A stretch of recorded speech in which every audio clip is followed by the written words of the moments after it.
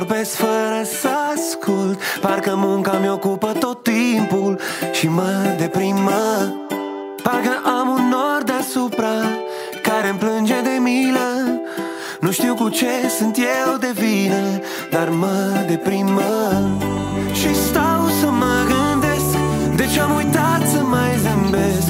Nu știu cine mă ține să mai copilăresc.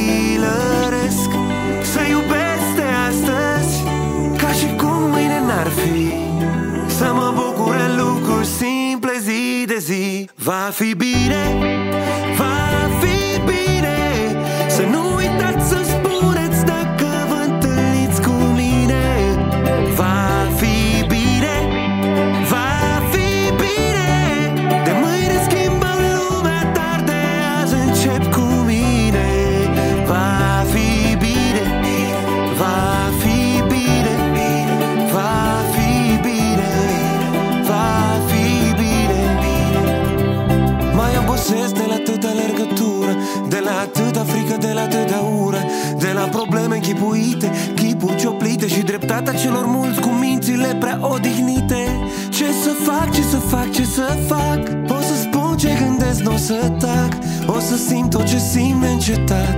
O să trăiesc ca mine. Ce să fac, ce să fac, ce să fac?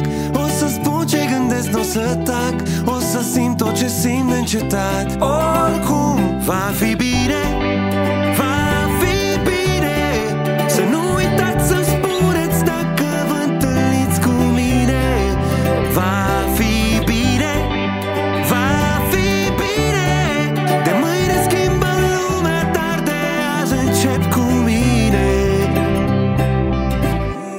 Și stau să mă gândesc de ce am uitat să mai zâmbesc. Nu știu cine mă ține să mai copilăresc. Să iubesc de astăzi ca și cum mâine n-ar fi. Să mă bucure lucruri simple zi de zi. Va fi bine,